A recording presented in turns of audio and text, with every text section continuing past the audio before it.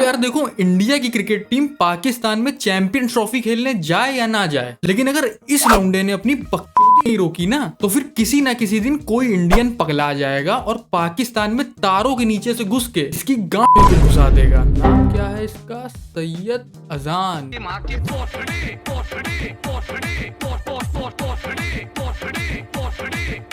और सब बढ़िया। तो यार देखो, सैयद अजान एक पाकिस्तानी यूट्यूबर है जो लोगों को अपनी वीडियोस में चेहरा चमकाने के मंत्र बताया करता था, लेकिन शायद उससे इसका चैनल नहीं चमक पाया और उसके बाद ये सनातन धर्म को क्रिटिसाइज करने लगा, हिंदू देवी देवताओं को डिसरिस्पेक्ट करने लगा अपनी वीडियोस में। पता है, बात का कोई सेंस नहीं बनता है, सेम इस आदमी की तरह। और हाँ, ये सब करने से इसका चैनल जरूर चमक गया, क्योंकि यार तुम लोग जानते हो, अफवाह और वायरस से तेज फैलने वाली सिर्फ एक चीज होती है, वो है हेट। और इसी हेट नामक चूल्हे में लोग अपनी रोटियां सेक लेते हैं। क्या बोलती पब्लिक? सही बोल रहा हूँ ना?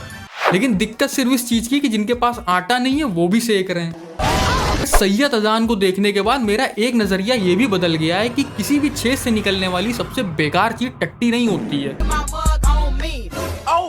और भाई देखो, जो जो कमेंट इसने अपनी वीडियोस में सनातन धर्म के बारे में, हमारे हिंदू देवी देवताओं के बारे में किया है, उसके रिप्लाई में बहुत सारे इंडियन यूट्यूबर्स ने भी वीडियोस बनाई। उन वीडियो में यार वो लोग इसको सुअर उअर ये सब कह दे रहे हैं। हम अपनी डिसेंसी थोड़ी मेंटेन रखेंगे, हम ये सब नहीं कहेंगे।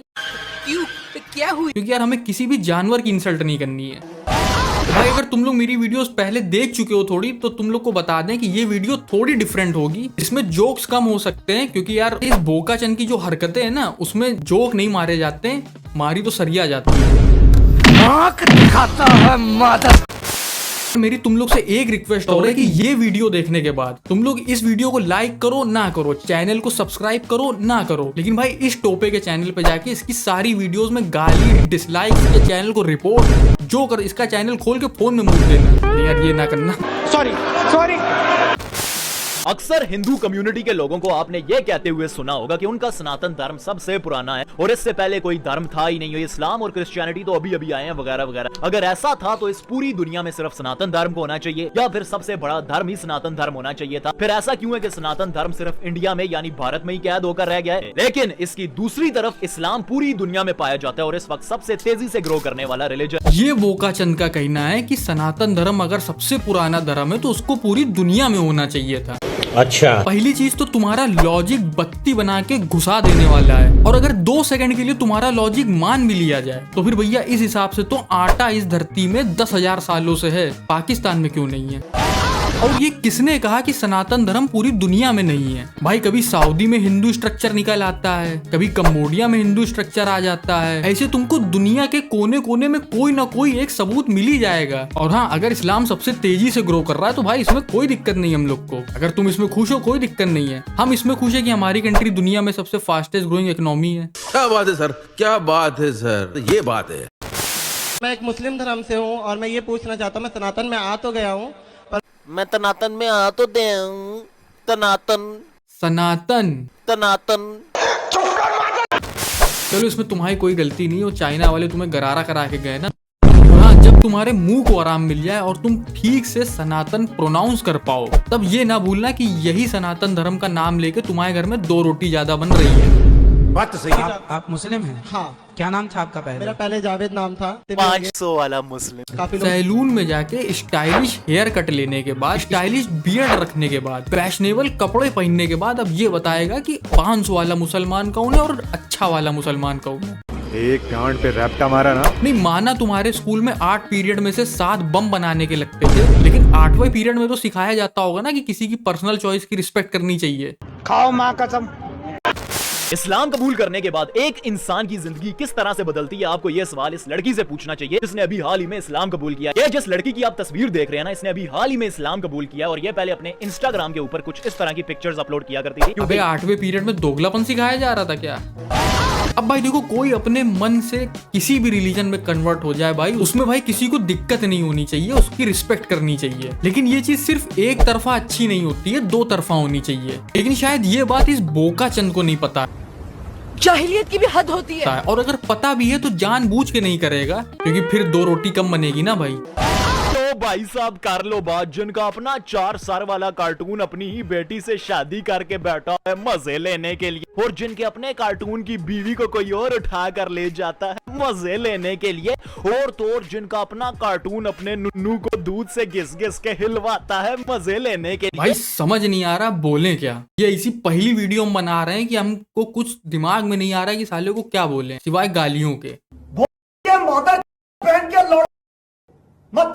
क्योंकि भाई हमें मेरे पर्सनल ओपिनियन में हमको ये चीज नहीं लगती कि कोई आदमी मतलब इससे ज्यादा नीचे जा सकता है फेमस होने के लिए, मतलब फॉलोवर लाइक्स इसके लिए इससे ज्यादा भाई मुझे नहीं लगता कोई नीचे जा सकता है। आज भाई मेरी नजरों में उन लड़कियों के लिए रिस्पेक्ट बढ़ गई जो लोग इंस्टाग्राम में आके बस अपना हल्का सा बॉडी एक्सपोजर करती थी। उसको तो शरीर से नंगा होना कहते हैं, ये साले का मन नंगा है। और भाई तुम इसके चैनल में जाके एक पैटर्न चेक करना कि जब जब अपनी वीडियोस में ये हिंदुइज्म को टारगेट नहीं कर रहा होता है, इसकी पूरी एंगेजमेंट नीचे गिर जाती है, व्यूज नीचे गिर जाते हैं। और जैसे ही फिर से ये हिंदुइज्म पे वीडियो बनाने लगता है, फिर से भाई इसके सब्सक्राइबर आने लगते होंगे और लाइक्स आने लगती हैं, व्यूज बढ़ जाते हैं। इसीलिए ये साला जानबूझ के वीडियोस में हिंदुइज्म को घुसेड़ता है ताकि जो इसकी टॉक्सिक ऑडियंस है वो इसकी वीडियो देखती रहे। भाई देखो हम टॉक्सिक ऑडियंस इसलिए कह रहे हैं क्योंकि यार इतना तो आज के टाइम में कोई बेवकूफ नहीं, सब समझते हैं कि ये क्या करना चाह रहा है, लेकिन तब भी अगर भाई इसकी वीडियोस कोई जाके लाइक कर रहा है, देख रहा है, अपना टाइम उस पर दे रहा है, तो भाई इसलिए उनकी मेंटेलिटी भी थोड़ी तो टॉक्सिक होगी। आपने मुझे पश्चिम बंगाल में ईद की नमाज पढ़ने नहीं दिया, फिर ईद उन्होंने खराब की, तो मैंने देखा कि मंदिर का दरवाजा मेरे लिए खुला है और पूरे सम्मान के साथ खुला है, तो मैंने नवरात्रि मनाई। अरे भाई साहब इस बात की भी कोई सेंस बनती है कि एक औरत को मस्जिद में ईद की नमाज नहीं पढ़ने दी गई। अब ये तो वही बात होगी कि पंडित जी ने मुझे मंदिर में गाय का गोश्त नहीं खाने दिया बल्कि उल्टा उसे मेरी माता बना दिया। अब आप ही बताएं इतनी लजीज चीज मेरी माता कैसे हो सकती है। फिर मैंने देखा कि मस्जिद का दरवाजा मेरे लिए खुला है। जैसे ही मैं अंदर गया तो इमाम साहब अपने घर से गाय के पाए लाए हुए थे, गाय के गोश्त के कबाब लाए हुए थे और गाय की छोटी छोटी बोटी का पुलाव भी बनाकर लाए थे, तो मैंने वहां पर वो खा लिया मजे से। अबे बोका चंद एक चीज पहले क्लियर करो, सही में मस्जिद ही गए थे, ढाबे तो नहीं चले गए थे। देखो हम लोग गाय को माँ मानते हैं, इसके बहुत सारे कारण हम लोग के पास हैं। उनमें से एक कारण यह है कि अगर किसी छोटे बच्चे को उसकी माँ का दूध नहीं मिल रहा है किसी भी रीजन से, तो उसको गाय का दूध दिया जा सकता है और वो उसी से पल सकता है, बड़ा हो सकता है। और वैसे तुम्हें एक बात बता दें, गाय के दूध से बच्चा तो पल जाता है, लेकिन तुम मानो ना मानो तुम्हें गाय का नाम ही पाल रहा है। बात तो सही है। क्या जरूरत है मर्दों में घुसने की, क्या दिखाना चाहती हो, क्या लेना चाहती हो, शिवलिंग दूं पूजा करने के लिए। भाई बस तुम लोग इमेजिन करो कि कोई इंडियन यूट्यूबर ये सारी चीजें कर रहा होता किसी और धर्म के लिए, उसको इंडिया के लोग ही लपेट लेते। और साला एक तरफ ये है जो आज भी खुले में ये सारी चीजें कर रहा है, भाई यूट्यूब की तरफ से कोई एक्शन नहीं हुआ इसके अगेंस्ट में अभी तक। यूट्यूब के कोई ऊपर का आदमी है भाई जो इससे थोड़ी पर्सनल सर्विसेज ले रहा है, हमें तो लगता है। समझ गए ना कौन सी सर्विस? ये सर्विस जो ये चाइना वालों को दे रहे हैं। साला गोबर किंग तुम अंध भक्तों के सामने गाय को अम्मा बना लेता है, लेकिन जैसे ही दरवाजे बंद होते हैं उसी अम्मा को खुराक बना लेता है। अबे ऐसे ही नहीं, इसके इतने मोटे मोटे गले हो रखे, इतने मोटे मोटे गले सब्जियां खा करते नहीं होते। हमें कहता है नहीं खाना चाहिए। इसकी इतनी सारी वीडियोस देखने के बाद हमको ये तो पक्का हो गया कि कहीं पे भी अगर जाहिल होने का सर्टिफिकेट मिल रहा हो ना, तो वो सर्टिफिकेट इसको बहुत आराम से मिलेगा, वो भी बिना आइडेंटिफिकेशन और डॉक्यूमेंट के। सही पकड़े हैं।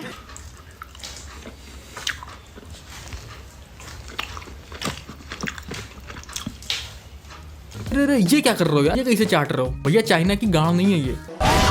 तीनों को इस संसार को चलाने की शक्ति प्राप्त है, परंतु क्या आपने कभी सोचा कि हम कहां से आए हैं, जाना कहां है, क्या उद्देश्य है हमारे अस्तित्व का?